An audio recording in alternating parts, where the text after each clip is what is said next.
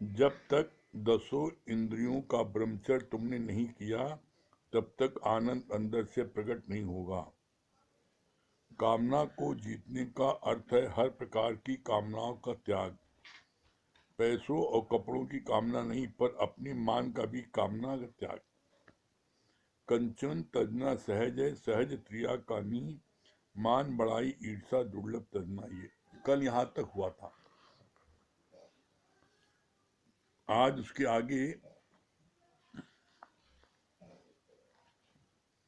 नीचे कर दी। आज इसके आगे अगर कोई दोष अगर कोई दोषारोपण भी करता है तो ज्ञानी विचलित नहीं होता। किसी ने भी कुछ कहा तो पहले उसके वचनों को ध्यान से सुनो, फिर अपने अंदर झांक कर देखो। अगर तेरे में वो गलती है तो सुधार करो, और अगर नहीं है तो भी शांत रहो। कितनी अच्छी बात बोली है। अगर कोई आप पर कोई दोषारोपण करता है किसी प्रकार का, तो अधिकतर क्या होता है, किसी ने दोषारोपण किया तो हम उसकी बात सुनते ही नहीं है। आधे में उसकी बात काट कर, नहीं तुम झूठ बोल रहे हो, गलत बोल रहे हो, ऐसा नहीं है, तुम वो गलत फहमी है। दोषारोपण किसी ने आप पर किया है तो पहले आप उसकी बात को बहुत ध्यान से धीरज से सुनो,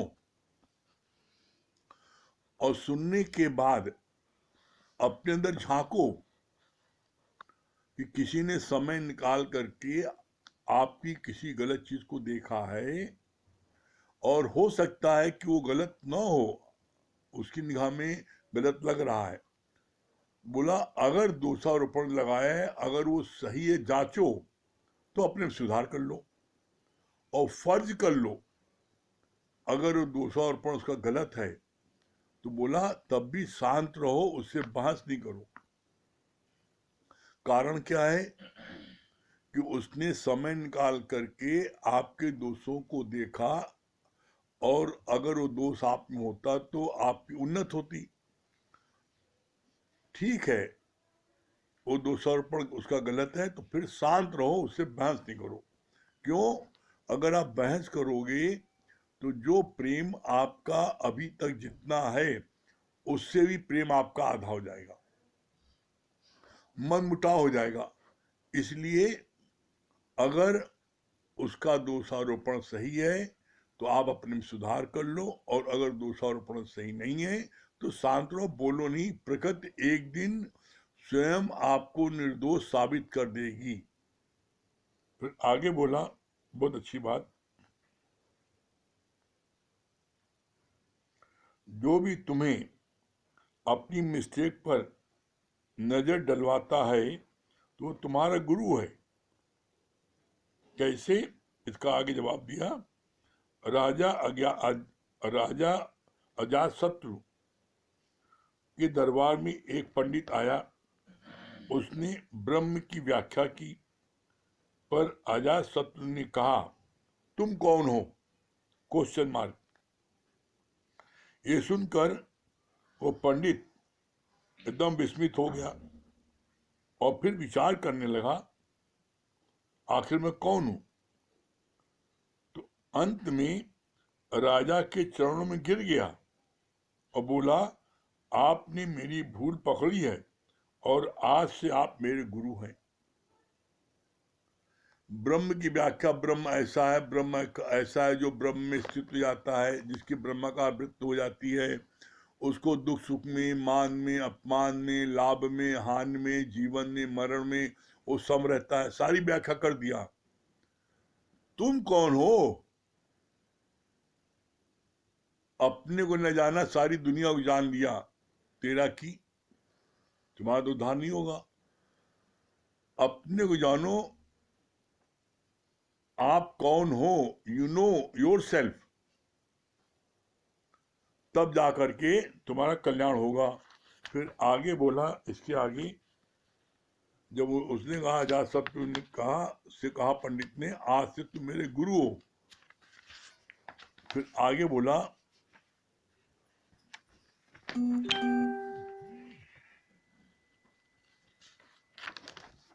सारी दुनिया प्रशंसा करती है, पर गुरु कभी भी खोखली प्रशंसा नहीं करता। जो झूठी प्रशंसा करते हैं उसको बोलते हैं चापलूसी।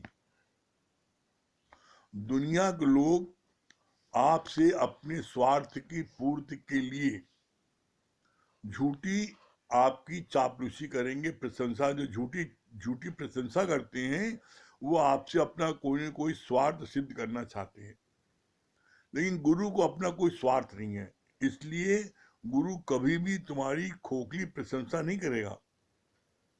हाँ, और कोई प्रशंसा करने की कोई बात है तो उसको खुल के प्रशंसा भी करेगा।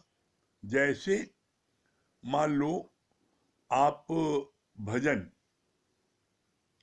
बहुत अच्छा आपके स्वर हैं, तो तहे दिल से प्रशंसा करेगा कि तुम्हारे स्वर जो हैं एकदम नाभि से निकल रहे हैं, बहुत अच्छी राग है। लेकिन अगर राग नहीं है, बेसुरी राग है, लेकिन अब चूंकि आप साथ में उसकी कार में आते हैं, उसकी स्कूटर में आते हैं और उसकी राग अच्छी नहीं है, लेकिन आप झूठ मूठ प्रशंसा करें, वाह क्या बढ़िया भजन गाया। क्यों? क्यों? अगर आपने कहते अच्छा भजन नहीं गाया, हो सकता है कल से कार से लाना बंद कर दे, डर है ना।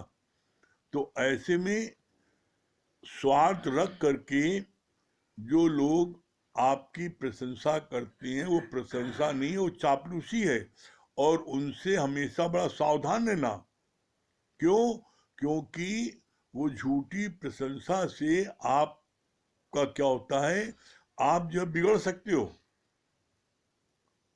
तो ऐसे लोगों से हमेशा सावधान रहना। गुरु पर ध्यान दो, गुरु क्या कहता है, और जो गुरु कहेगा, गुरु हमेशा सत्य कहेगा, उसको किसी से कोई कुछ चाहिए नहीं। फिर आगे बोला, कामधेनु गाय को जब विश्वामित्र ने वशिष्ठ जी के आश्रम में देखा तो उसने उसकी प्राप्ति के लिए तप किया, पर फिर भी अंदर में रजाई का अभिमान था। वशिष्ठ जी उनको सदैव राज ऋषि ही कहते थे। एक दिन विश्वामित्र गए वशिष्ठ जी के आश्रम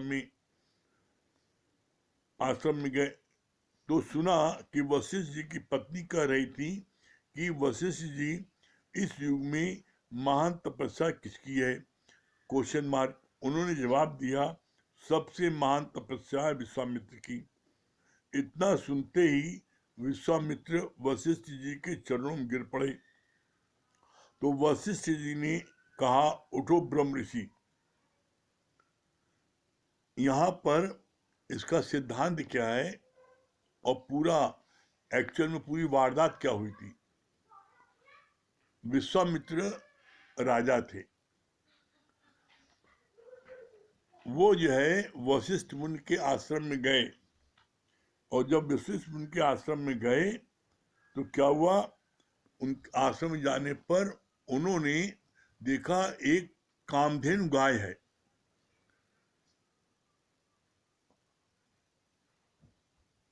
वशिष्ठ मुनि अपने शिष्यों को लेकर के वशिष्ठ मुनि के आश्रम में गए थे। विश्वामित्र वो राजा थे, तो वशिष्ठ मुनि ने उनकी सारी सेना का और विश्वामित्र का सब खाने का प्रबंध कर दिया, तुरंत हो गया। वो बड़े ताजुब माने कि इतनी जल्दी कैसे हो गया। तब उनको विश्वामित्र को पता लगा कि इनके पास में, वशिष्ठ मुनि के पास में कामधेनु गाय है, उससे जो कहो वो तुरंत कर देती है। उससे कहा कि 500 लोगों का खाना चाहिए सैनिकों का, तुरंत थाली आ गई 500। उसने बोला कि यहाँ पर जो है गलीचा भी जाए, गलीचा मतलब जो चीज उससे कामधेनु कहते थे उसका नाम ही था कामधेनु। जो चीज उससे डिमांड की वो पूरी कर देती थी। तो विश्वामित्र को ये लगा, मैं यहाँ का राजा हूं और ये मेरे राज्य में ऋषि रहता है, तो राज्य में कोई चीज भी अगर अच्छी है तो राजा के पास होना चाहिए। तो वशिष्ठ मुनि से विश्वामित्र ने कहा, ये राज्य की धरोहर है और तुम मेरे राज्य में रहते हो, इसलिए राय जो है ये गाय तुम हमको दो, अपने राज्य में रखेंगे। तो वशिष्ठ मुनि ने विनम्रता से बोला कि ये गाय जो है, ये गाय हमको जो है भगवान से, ब्रह्मा से प्राप्त हुई है, और इस गाय को मैं अपने लिए कुछ नहीं लेता। मेरे आश्रम में जो जो भगत लोग आते हैं उनके लिए मैं इससे मांग करता हूँ, ये देती है। तो ये गाय मैं किसी को नहीं दे सकता, क्योंकि ये गाय मुझको ब्रह्मा जी से प्राप्त है। तो विश्वामित्र को बड़ा क्रोध आ गया, और क्रोध आने पर पहले उन्होंने अपनी पावर से चाहा कि हम इसको, वशिष्ठ को, इसको सजा देकर के इसकी गाय हम छीन लें। लेकिन विश्वामित्र वशिष्ठ जी की पावर जानते थे, वशिष्ठ मुनि की, कि अगर इन्होंने मंत्र पढ़ करके और जल छिड़क दिया तो हम समेत सारी सेना भस्म हो जाएगी। तो इसलिए फिर डर के मारे उन्होंने उनसे जो है बहस से युद्ध नहीं किया और जबरदस्ती गाय नहीं छीनी। लेकिन राजा होने के कारण मन में एक अहंकार था ना, कि अगर ये ब्रह्मा से ये गाय प्राप्त कर सकता है तो मैं क्यों नहीं कर सकता। तो वो भी तपस्या में लग गए और उन्होंने घोर तप किया। तो जब भी वशिष्ठ मुनि से विश्वामित्र की मुलाकात होती थी तो वशिष्ठ मुनि विश्वामित्र को हमेशा संबोधन करते थे, आओ राज ऋषि। क्यों? क्योंकि तुम राजा हो, उसका अहंकार है, तो उनको हमेशा राज ऋषि कहते थे सबके सामने, दरबारियों के सामने। तो उनको और क्रोध आता था कि ये हमको ब्रह्म ऋषि कहे, जैसे हर कोई वशिष्ठ मुनि को बोलता था ब्रह्म ऋषि बोलता था, इनको कोई नहीं बोलता था। ये विश्वामित्र अपेक्षा करते थे कि वशिष्ठ मुनि तो हमको पहचानते हैं, मैं इतना कठोर तप कर रहा हूं, मुझको ये ब्रह्म ऋषि बोले। लेकिन वशिष्ठ मुनि ने उनको कभी नहीं बोला, हमेशा बोला राज ऋषि। इस पर उनको इतना क्रोध आ गया और इतना वो क्रोध में जलने लगे, और उन्होंने ये निर्णय किया कि हम इसको जो है जान से मार दें। ये मुझको मेरे को बहुत अपमानित करता है, मुझको राज ऋषि बोलता, ब्रह्म ऋषि नहीं बोलता। तो क्या हुआ, इस इरादे से वो विश्वामित्र जो है वो वशिष्ठ मुनि के आश्रम में गए।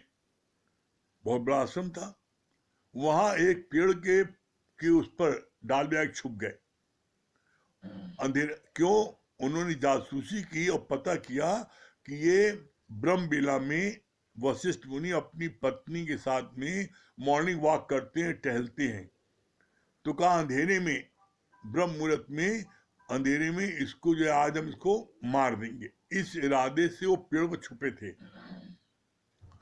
तो जब वो छुपे थे तो क्या हुआ, वशिष्ठ मुनि और उनकी पत्नी दोनों सामने टहलते हुए आ रहे, तो उन्होंने देखा कि आ रहे हैं बड़े ध्यान से और वार्तालाप कर रहे हैं।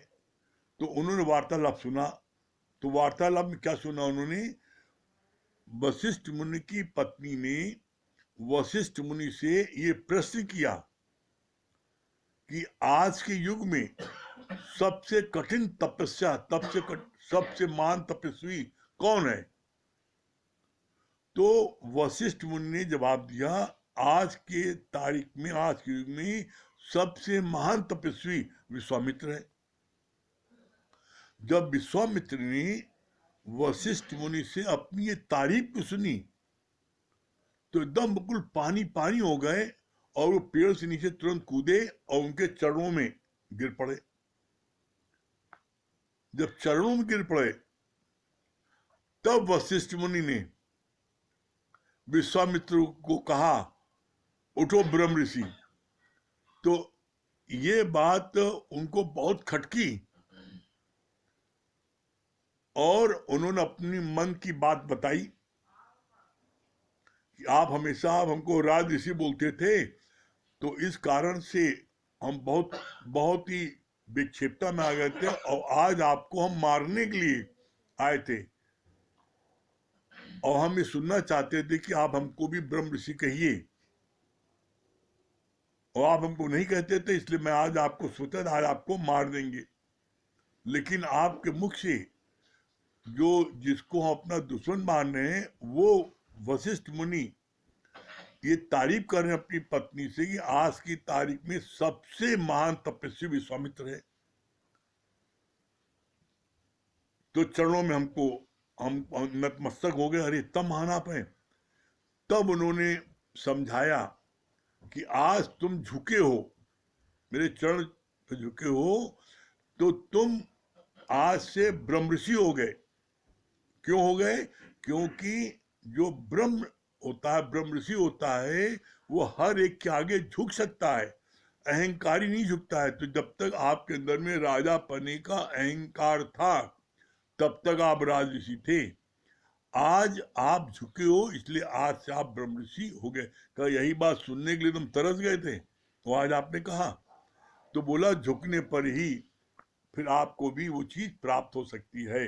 इसलिए हर एक के आगे झुको, अकड़ो नहीं। अकड़ना तो मुर्दे की पहचान है। जब कोई मुर्दा हो जाता है तो उसकी बॉडी अकड़ जाती है, और जब तक जिंदा रहता है उसकी बॉडी नम रहती है। तो इसलिए जिंदा दिली दिखाओ और हर एक के आगे झुक जाओ। फिर आगे बोला, जब अहंकार गवाया तभी तू ब्रह्म है। अहंकार गवाने पर ही ब्रह्म आपके अंदर से प्रकट हो सकता है। फिर आगे बोला, तन मन धन तेरा है। तन मन धन तेरा है ही नहीं, जो तू कहते हो कि मैंने अर्पण किया, जिसकी वस्तु तिस आगे राखी। आप भगवान कहते हो ना कि मैंने आपको 1.25 किलो लड्डू चढ़ाया, सोने का छत्र चढ़ाया, तुम्हारा है, तुम लाए हो। भगवान तुमको काबिलियत न देते, तुम पैदा न कर पाते ना। सब कुछ परमात्मा को दिया, वो परमात्मा को अर्पण कर रहे हो और अहंकार करो मैंने दिया। तो इसी बात को बोलते हैं भगवान कि तन मन धन तेरा है ही नहीं, जो तुम कहते हो कि मैंने अर्पण किया, जिसकी वस्तु तिस आगे राखी। अरे उसी परमात्मा की सब चीज है, उसी आगे तुम रख देते हो और अहंकार करते हो मैंने चढ़ाया। तो ये अहंकार करो तो क्या होगा? परिणाम क्या होगा पता है? तीरथ तप और दान कर, मन में धरे गुमान, नानक निष्फल जात है जो कुंचर स्नान। जैसे हाथी नहाने के बाद मट्टी में लोटपोट होता है, तो मट्टी उसके पूरे बदन में चपक जाती है। इसी तरीके से जो तीरथ तप दान पुण्य करते हैं, उनके अंदर और अहंकार आ जाता है। इसलिए इस अहंकार से बचना चाहते हो तो ये गीता ज्ञान सुनो। हाँ, इस गीता ज्ञान को सुनने पर आपके अंदर लेस मात्र भी अहंकार गुरु बचने नहीं देगा। जब जब अहंकार तुम दिखाओ, तब तक गुरु तुमको जो है तलवार से काटेगा। क्यों? क्योंकि भगवान का गुरु का भोजन है अहंकार। तो अपने अहंकार को मिटाने के लिए क्या होता है? ज्ञान जरूरी है। जब हम ज्ञान प्राप्त करते हैं तो पता लगता है कि हमारा अहंकार हम किस बात का करें। खूबसूरती करें, धन करें, दौलत करें, बेटा करें, बेटी करें, किसका करोगे? सब चलन हार। जिस चीज का तुम अहंकार करते हो सब एक दिन जाने वाला है, तो किसका अहंकार करोगे? यहाँ पर जब गुरु ये बात समझाता है और समझ में नहीं आती, तो गुरु जी इसको प्रमाणित करते हैं कि तुम किसी व्यक्ति को पूजते हो, सब कुछ करते हो, क्यों करते हो? क्यों करते हो? कभी इसका कभी आपने महसूस किया क्यों करते हो? जब तक व्यक्ति के श्वास चल रही है, जब तक परमात्मा से उसका कनेक्शन है, जब तक परमात्मा से कनेक्शन है, तब तक तुम उसको पूजते भी हो, खिलाते हो, पिलाते हो, सब कुछ करते हो। कब तक? किसी व्यक्ति को, पति हो, बेटा हो, बेटी हो, दामाद हो, किसी व्यक्ति को आप कब तक पूजते हो? जब तक उसके अंदर में श्वास चलती है। और श्वास किसकी बदौलत चलती है?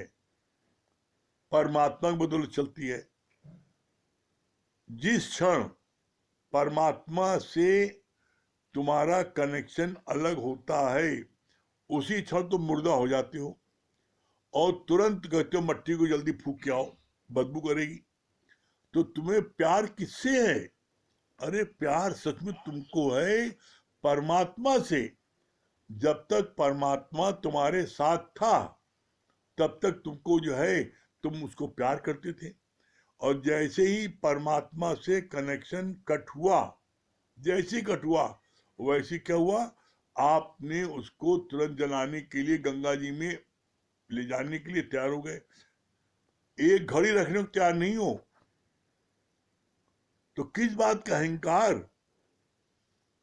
इसीलिए भगवान बोलते हैं कि आज ही इस ज्ञान को समझ लो और अहंकार से ऊपर उठो, अन्यथा 84 लाख योनियों में भटकोगे। फिर आगे बोला,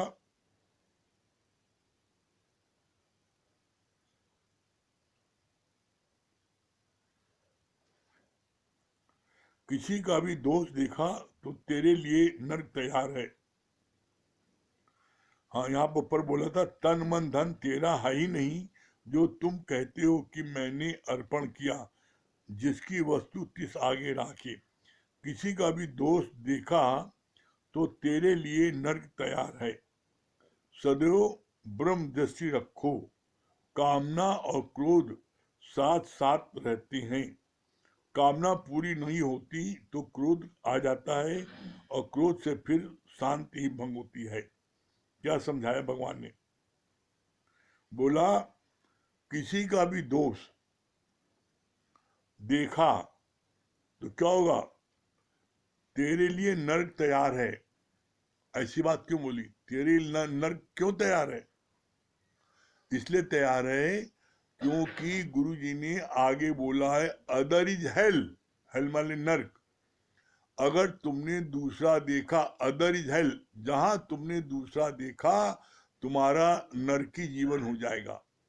दूसरा देखने पर आपके अंदर तरह तरह की भावना पैदा होगी।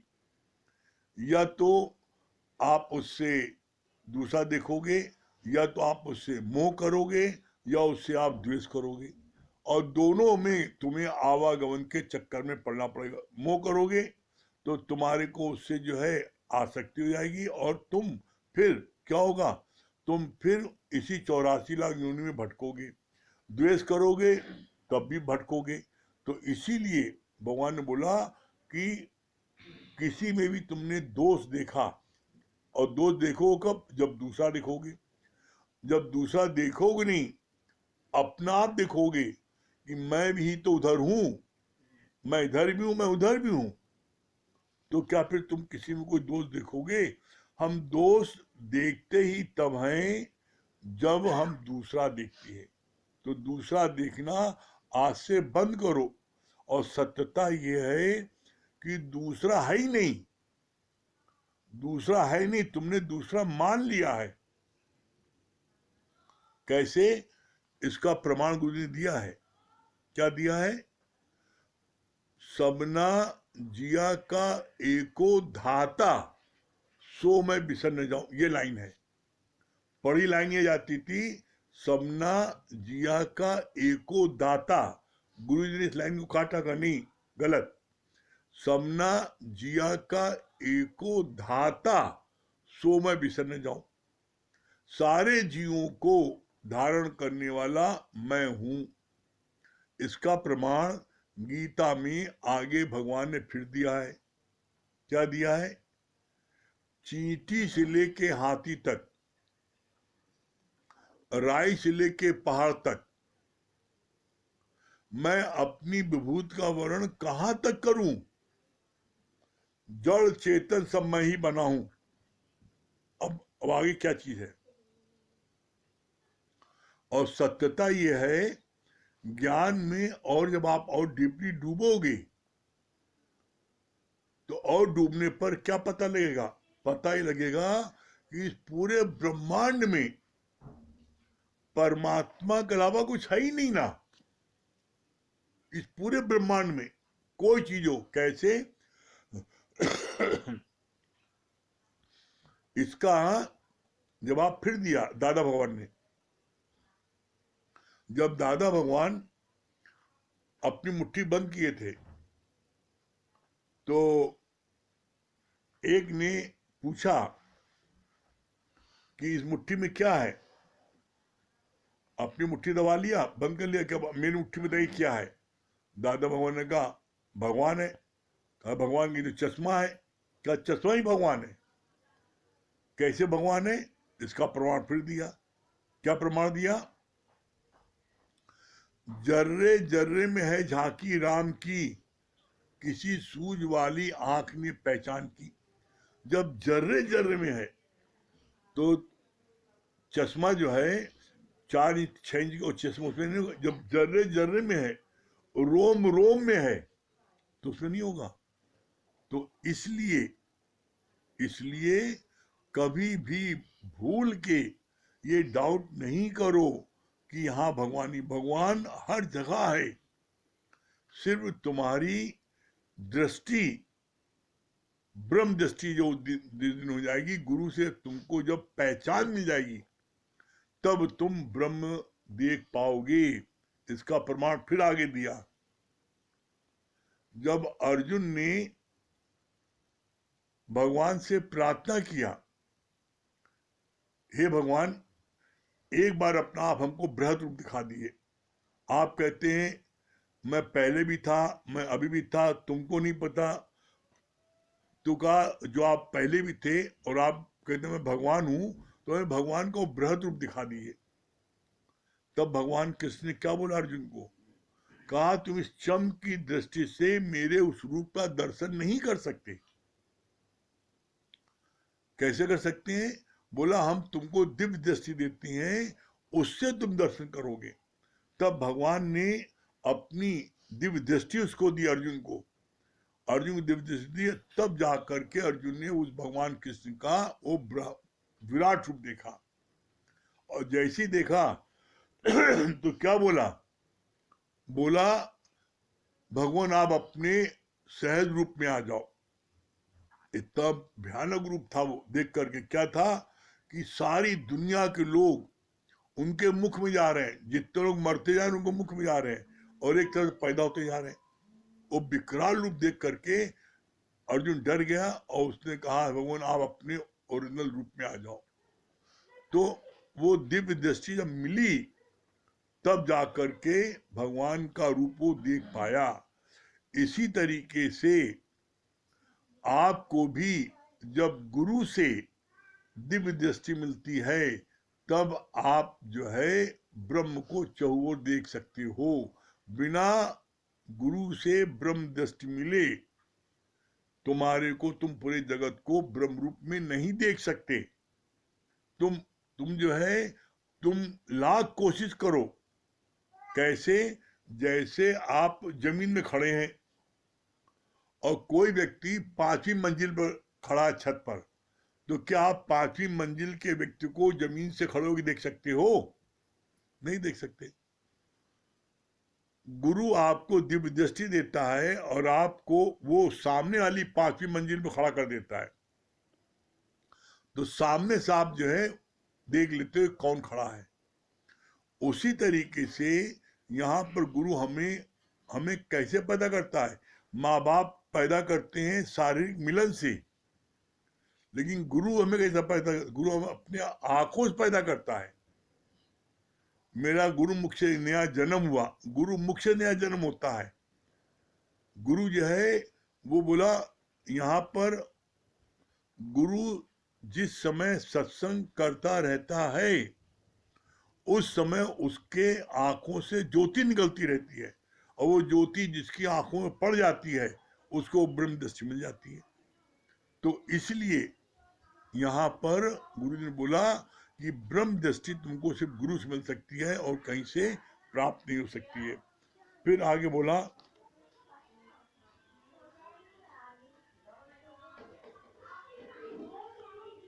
कामना और क्रोध साथ साथ रहते हैं। कामना पूरी नहीं होती तो क्रोध आ जाता है, क्रोध से फिर शांति भंग हो जाती है।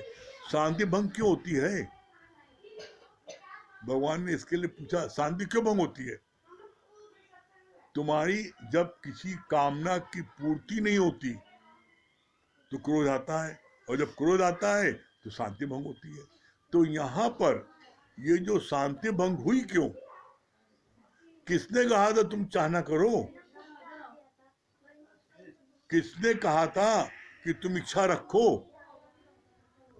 जो आप इच्छा रखते हो, चाहना रखते हो, और वो चाहना की पूर्ति नहीं होती तो आपको क्रोध आता है। अरे आप चाहना न रखो तो आप पूर्ण भगवान परमात्मा हो। कैसे हो? इसका जवाब गुरु ने दिया। क्या कहा? चाह चमारी चिमड़ियत नीचन से नीच, और तू तो पूर्ण ब्रह्म था। यदि चाह होती भी, तुम पूरे ब्रह्म थे, तुमने एक चाहना के कारण तुम ब्रह्म से जीव बन गए।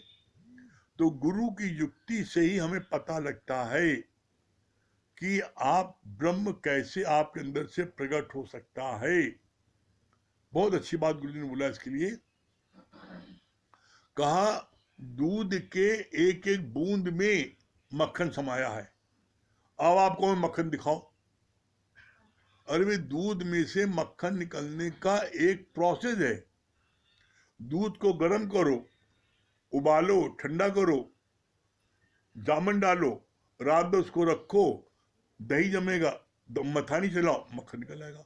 अब आप कहो कि हमें मक्खन ऐसे दिखाओ दूध में, तो दूध में मक्खन ऐसे ही दिखेगा। उसी तरीके से आपके अंदर भी ब्रह्म है।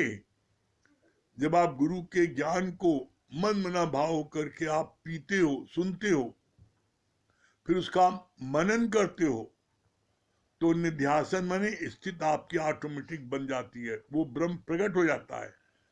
जब आप गुरु ज्ञान का मंथन करोगे, मथानी चलाओगे कि आज गुरु ने ये बताया, क्या हम इस पर पूर्णता टिके हैं? और नहीं टिके हैं तो गुरु से प्रश्न करें। जब प्रश्न करेंगे तो धीरे धीरे धीरे धीरे एक दिन आपके अंदर से वो ब्रह्म प्रकट हो जाएगा। फिर आगे बोला, गोपियों का प्रेम था कृष्ण से, तो उसे सर्वत्र कृष्ण ही दिखते थे।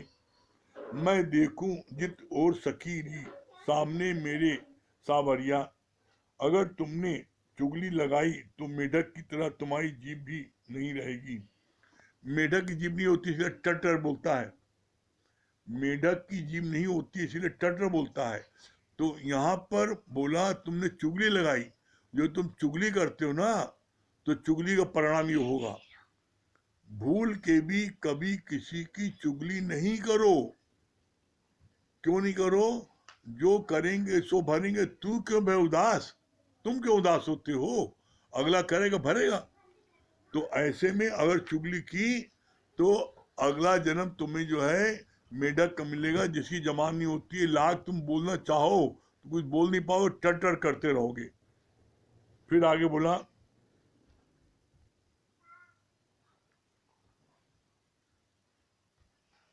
तुम रहो अपने मौन में, किसी भी दूसरे से तुम्हारा प्रयोजन ही नहीं है। दे अध्यासी मेत्रों के बड़े भाई हैं, क्योंकि वो सारा टाइम अपनी देह रूपी विष्ठा की टोकरी को सिर पर लेकर घूमता है। क्या बोला? दे अध्यासी मेत्रों के बड़े भाई हैं। क्यों हैं? कारण क्या है? क्योंकि जमादार जो होता है वो जा करके विष्ठा साफ करता है, जाता है मोहल्ले मोहल्ले, तो 2 घंटे 4 घंटे साफ करके घर आता है, नहाता धोता है, और फिर आपके साथ में होटल में बैठ करके खाता पीता है और आपके साथ पिक्चर देखता है। वो 4 घंटे बाद अपना वो लवादा उतार देता है। लेकिन जो देहाध्यासी होते हैं वो 24 घंटे अपनी देह की बात करते हैं। 24 घंटे, हाय मेरे घुट्टे में दर्द हो रहा है, हाय हमारे सिर में दर्द हो रहा है, हाय पेट में हो रहा है। वो हर समय जब देखो शरीर का रोना, जब देखो। तो बोला जो देहध्यासी होते हैं वो जमादार के बड़े भाई होते हैं। तो इसलिए देह की बात भूल के नहीं करो। और अगर आपको कोई कष्ट है तो आप शरीर के डॉक्टर जाके बताओ ना। तुम सब्जी वाले को, दूध वाले को, है जिससे उससे हर एक क्या जरूरत बताने की। हाँ अरे काहे बताते हैं जिनमें लोग संपत्ति सबकी मिले हमें, हाँ देखो इतना कष्ट है तब भी काम कर रही है, कोई फायदा नहीं। जितनी बार अपने आप देह का जिक्र करोगे आपका वो दर्द बढ़ता जाएगा, क्योंकि कान सुनता है। आप उसका जिक्र ही नहीं करो, लेकिन उसका इलाज अच्छे से करो। जो उसका स्पेशलिस्ट डॉक्टर उसको दिखाओ, अपनी सारी बात बताओ, और जो डॉक्टर तुम्हारी दवा देता है परहेज बताता है वो करो, ठीक हो जाओगे। उसका बाकी किसी जिक्र करना उचित है ही नहीं। इसी तरीके से अगर आपके मन की बीमारी है तो आप गुरु बताओ, तन की बीमारी है तन के डॉक्टर बताओ, सारी सहूलियत है। उसके बाद भी आप जो है बताते किसको हो, दूध वाले को, सब्जी वाले को, ठेले वाले को, रिक्शे वाले को। अब रिक्शे में बैठ रहे हो, अब रिक्शे वाले रोना कहाँ करी भैया घुट्टा बड़ा दर्द है इसलिए बैठने में दिक्कत होती है, तो मैं रिक्शे में चढ़ नहीं पा रहे, तो रिक्शे वाला क्या करेगा। लेकिन आदत है अपने दुखों को रोने की, तो ऐसे में आप सोचते हो रोने से आपका अच्छा हो जाएगा, यही तो मूर्खता है। इसीलिए तो गुरु जी कहते हैं troubles don't come if not invite them. परेशानी तुम्हारे पास आ नहीं सकती यदि तुम उसको निमंत्रण न दो, परेशानी का निमंत्रण तुम देते हो। अब तुम दिन भर में 10-15 लोगों को बता रहे हो मेरे घुट्टे में दर्द, हाँ मेरे घुट्टे में दर्द है, तुमसे क्या फायदा बताने से। ये कान सुन रहा है, वो और नखरा दिखाता है। अरे किसी से भी जिक्र नहीं करो, एक सिर्फ डॉक्टर के अलावा। तन के डॉक्टर है तन की बीमारी बताओ, मन में कोई कोई तुम्हारी बात सुन जाती है गुरु से बताओ, तो दोनों का इलाज कराओ, तो तन और मन दोनों तंदुरुस्त हो जाएगा, तो इस धरती की आप मौज ले सकते हो। फिर आगे बोला देह अध्यार्थी मित्रों बड़े भाई हैं, क्योंकि वो सारा टाइम अपनी देह रूपी विष्ठा को टोकरी सिर पर लेकर घूमते हैं। ज्ञानी बाहर के विषयों को बाहर ही त्याग देता है और फिर कभी भी उनका चिंतन नहीं करते रहते हैं। क्या बोला, ज्ञानी बाहर के विषयों को बाहर ही त्याग देता है और फिर कभी भी उनका चिंतन नहीं करते रहते। तुम भी हर विषय रस से उपराम हो जाओ। कितनी अच्छी बात बोली है। ज्ञानी बाहर के विषयों का ज्ञानी बाहर के विषयों को बाहर ही त्याग देता है और फिर कभी भी उनका चिंतन नहीं करते। क्या बोला, विषय, किसी विषय का आपने सुख लिया, फिर ज्ञानी उसका चिंतन नहीं करते और अज्ञानी उसका कई दिनों तक उसका वर्णन करते हैं। कैसे, जैसे तुमने किसी सुंदर स्त्री को देखा, लड़की को देखा, एक बार देखा सुंदर स्त्री है, बड़ी अच्छी बात, देख लिया ठीक है, लेकिन जो अज्ञानी है वो अपने सारे दोस्तों से, हाय तुम नहीं थी, इतनी सुंदर लड़की गई, आया क्या बढ़िया थी, तो तुम बार बार जिक्र करता जा रहे हो, एक हफ्ते तो उसी जिक्र करेगा। तो बोला ये चिंतन तुम्हारे लिए बहुत ही नुकसानदायक है। बोला ज्ञानी किसी भी विषय का सुख लेने के बाद में तत्क्षण उसको भूल जाता है और आगे देखता है।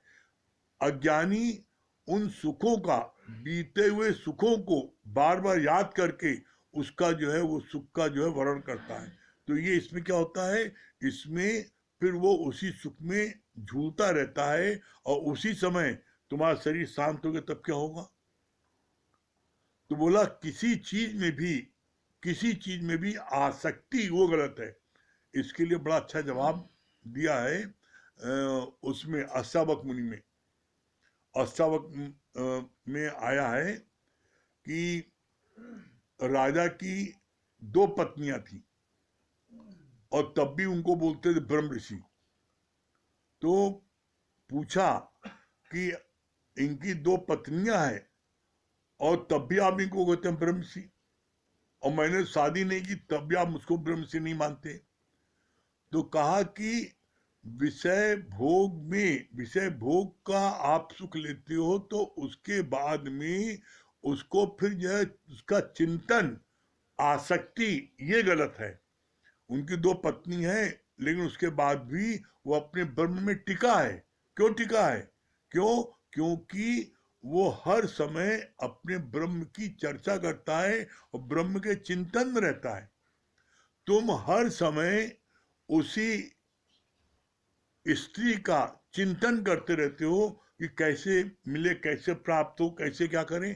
जो चिंतन है, बोला जो चिंतन है, ये चिंतन ही तुम्हारे को नरक में ले जाकर ढकेलेगा। इसलिए चिंतन करो परमात्मा का। और इसीलिए एक लाइन आती है, चिंता तेरी तभी मिटेगी जब चिंतन में ले लोगे राम। चिंतन करना तो भगवान चिंतन करो, गुरु चिंतन करो। चिंतन जो है ये भोग विलास और माया के चिंतन नहीं करो। फिर आगे बोला, संत के पास जाइए तो साथ न लीजिए कोई, यहां तक कि अपनी देह मन बुद्धि सब बाहर छोड़ के आओ। योगी लगाते हैं समाधि, तुम भी शांत बैठकर अपने स्वरूप के ध्यान में रहो। सर्वत्र वासुदेव का ही दीदार करो। जैसे भगवान सभी का हित चाहता है, स्वार्थ रहित, वैसे ही तुम भी बन जाओ। क्या बोले यहाँ पर? संत के पास जाइए तो साथ न लीजिए कोई। कौन सी साथ नहीं लो? बोला अपनी देह मन बुद्धि। संत के पास जाते हो तो बोला मन बुद्धि कर दो अर्पण, ज्ञान तभी पाओगे, और मन बुद्धि को चलाओगे तो गुरु से दूर जाओगे। अपनी मन और बुद्धि एकदम चट, जो गुरु कहे बस। लेकिन ये मन बुद्धि अपने तर्क पेश करके किसी न किसी तरीके से अपनी मन को, बात को मनवाने की कोशिश करती है। तो ये मन बुद्धि को अलग रखो। फिर आगे बोला, योगी लगाते समाधि, तुम भी शांत बैठकर अपने स्वरूप के ध्यान में रहो। समाधि मतलब क्या होता है? शांत बैठ करके अपनी समाधि, हु आई एम। समाधि कैसी लगनी है? अपने अंदर विचार करो, मैं कौन हूं, ये विचार करो। मैं कौन हूं, हु आई एम दैट, मैं ऐसा विचार करो इसके लिए। फिर आगे बोला, तुम भी शांत बैठकर अपने स्वरूप के ध्यान में रहो। सर्वत्र वासुदेव का ही दीदार करो। उसी परमात्मा का, उसी वासुदेव का, सब में वही वासुदेव है, उसको देखो। और गुरु ने तो सरल तरीका बता दिया। सरल तरीका बताया, अगर तुमने भगवान नहीं देखा है, वासुदेव नहीं देखा है, तो गुरु को देखा है। तुम हर एक में गुरु के रूप को देख लो। सरल तरीका, मत देखो भगवान। तो गुरु, तुम अगर किसी के उसमें गुरु को देखोगे तो क्या तुम्हारे अंदर किसी प्रकार की कोई दुर्भावना पैदा होगी? कभी नहीं होगी। तो इसलिए बोला सरल तरीका, गुरु देखो। फिर आगे बोला,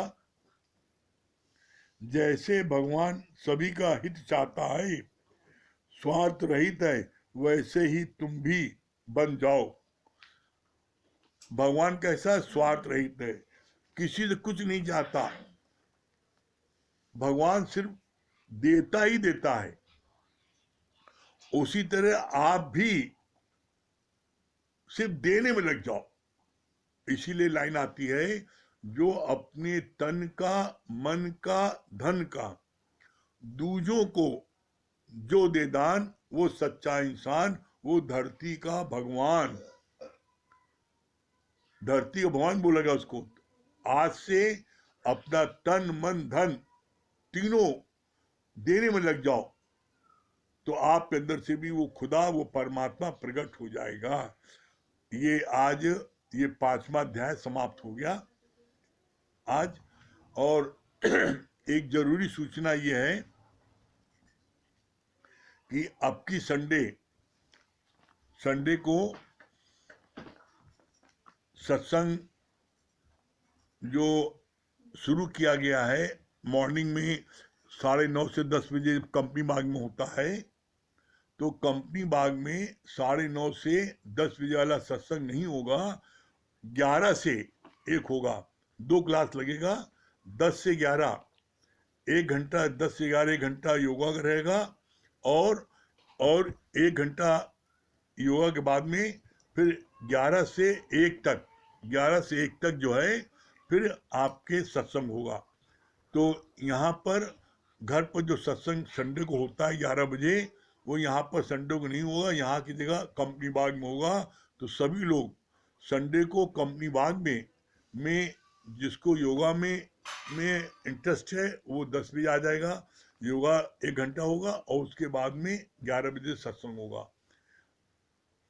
कल जैसे सत्संग होता है, कल शनिवार है, जैसे सुबह 9:30 बजे कंपनी बाग में सत्संग होता है वो 9:30 बजे होगा, और 8 से 9:30 तक योगा अभ्यास होगा।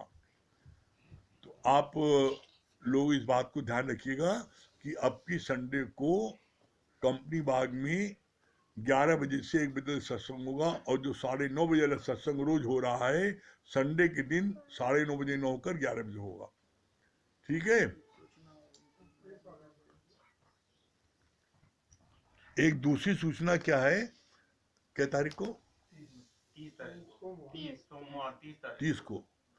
30 तारीख को सुबह 11:30 बजे, नहीं 11 से सुबह 11 बजे मुकेश भैया का नया मकान बना है मीरापुर में, कौन सा, काला नर्सिंग होम के सामने मीरापुर में, वहां पर 30 तारीख को सत्संग होगा। 30 तारीख को नया मकान का उद्घाटन है, और उसी दिन 30 तारीख को 11 बजे सत्संग होगा, और उसके बाद में फिर आपकी जो है भोज का जो है रहेगा। तो 30 तारीख को सब लोग वहां पर, आप सभी लोग जितने लोग सुन रहे हैं सभी लोग 30 तारीख को मुकेश भैया को वहां पर 11 बजे पहुंचिएगा। हाँ राकेश भैया क्या बोल रहे हैं? हाँ प्रणाम भैया, क्या बता रहे हैं? बस आपने जो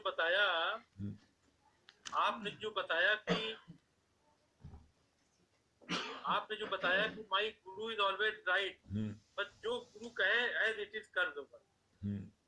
बहुत सुंदर, जो भी गुरु कहे एज इट इज कर दो। हाँ राकेश भैया, आप भजन सुना दिए, भजन सुनाइए।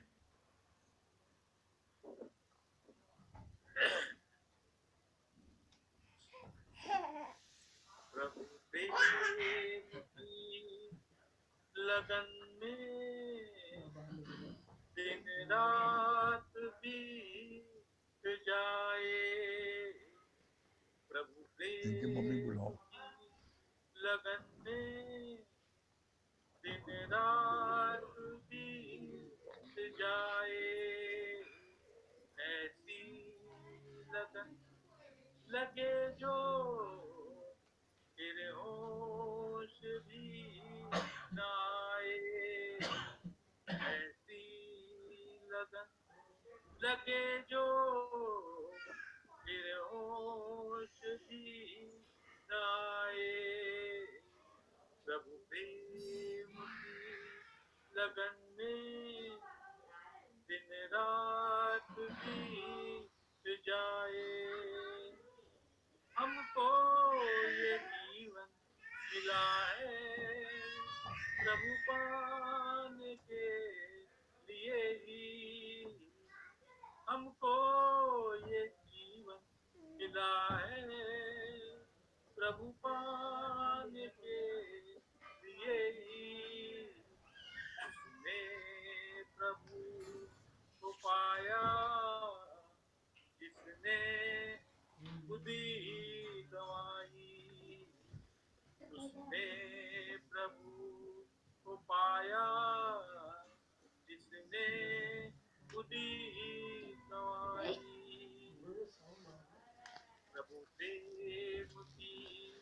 लगन में दिन रात बीत जाए, ऐसी लगन लगे जो फिर होश भी न आए। प्रभु प्रेम की लगन में दिन रात बीत जाए, जिस जीव को चाह नहीं है झूठे पदार्थों की, जिस जीव को चाह नहीं है झूठे पदार्थों की, उसका तो मन प्रभु के रस में बीता है, उसका तो मन प्रभु के रस में बीता है।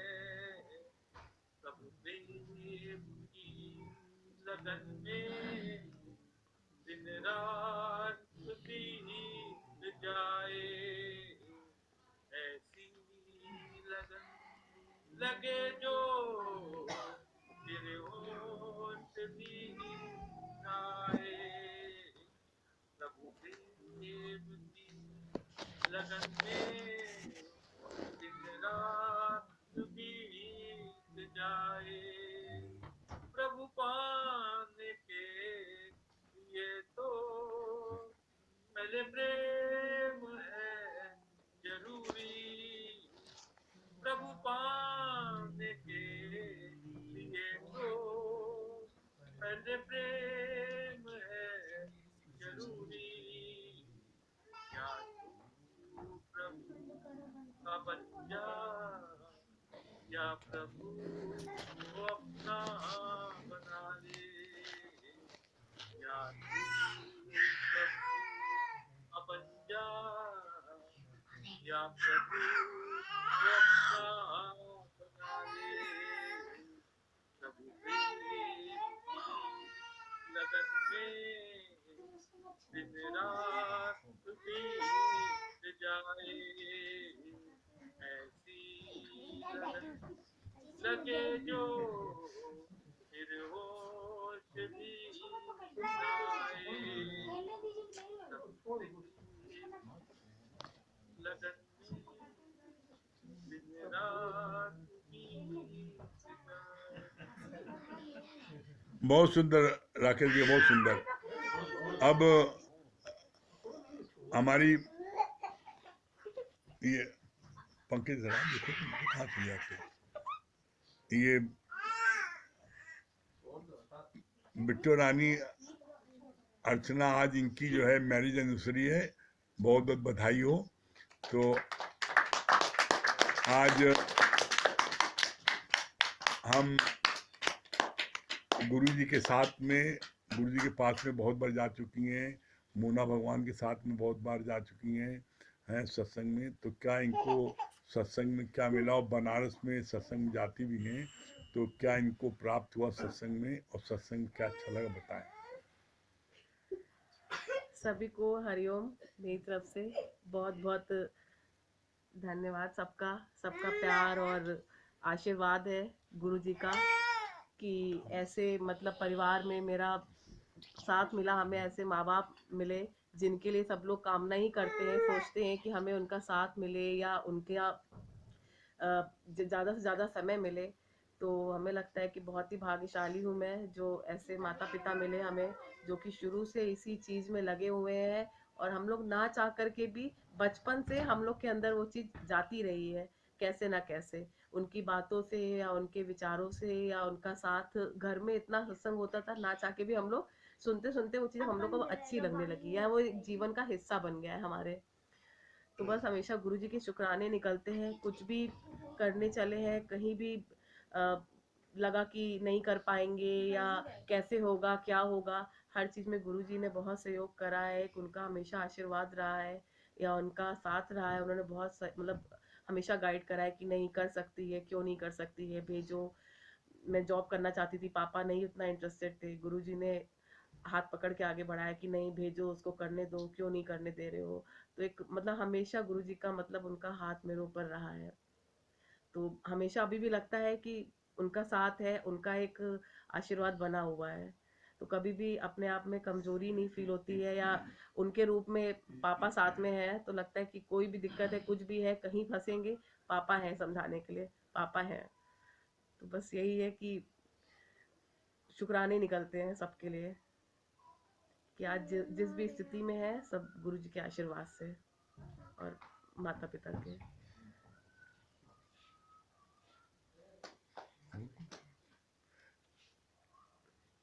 और क्या प्राप्त हुआ यहाँ पर गुरु जी की कृपा सत्संग में आकर के? क्या आपने क्या चीज मिली? सबसे बड़ी चीज, कभी भी मन अशांत होता है, कुछ नहीं तो हम लोग गुरु जी की वाणी लगा लेते हैं या भजन सुन लेते हैं, तो उससे मन में शांति आ जाती है। या कभी ऐसा होता है कि नहीं बात कर पा रहे हैं या नहीं बात हुई है, मगर वही कि सिर्फ गुरु जी का ज्ञान सुनते हैं, उनके 4 वचन भी सुन लेते हैं, तो एक मन में थोड़ी सी ना शांति आ जाती है। लगता है कि हाँ नहीं ठीक है, जो हो रहा है, जैसे चल रहा है, सब बहुत बढ़िया है, जिस भी हाल में भगवान ने रखा है सब बहुत बढ़िया है, ठीक है। उस चीज को एक्सेप्ट करना आ गया है, हर सिचुएशन को, हर परिस्थिति को एक्सेप्ट करना आ गया है। बहुत सुंदर, बहुत सुंदर।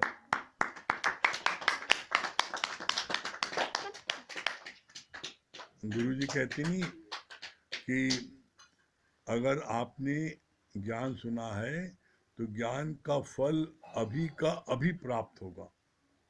बहुत अच्छी बात है। बड़ा ही मन को सुकून मिलता है कि गुरु जी की कृपा से बच्चे भी सब इसी उसमें हैं, सबको अच्छा लगता है, सब लोग सुनते भी हैं और गुरु जी की कृपा बनी है। अमित भैया कुछ कहेंगे? कुछ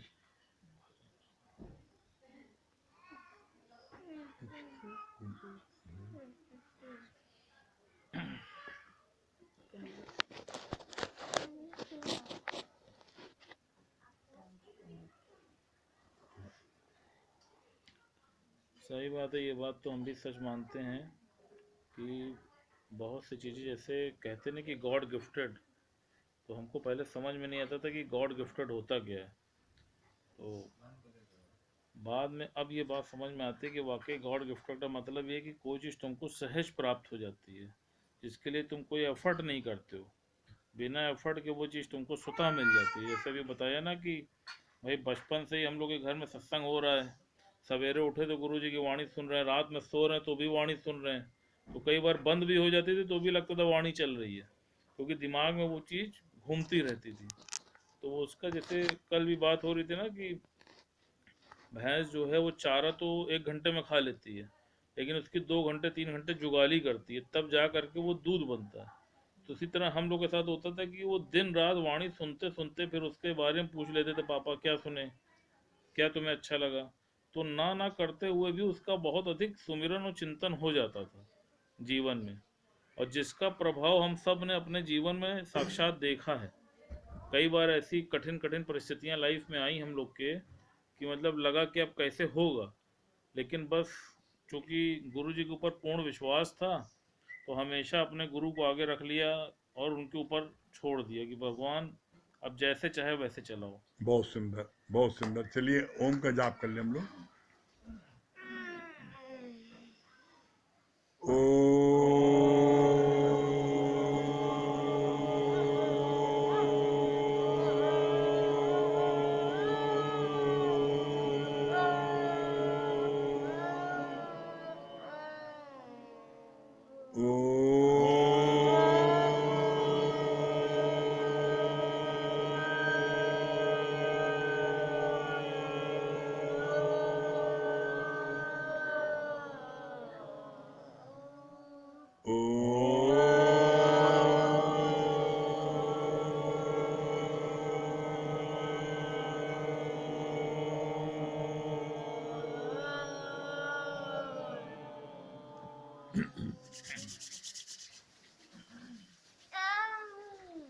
सभी प्रेमियों को हरिओम।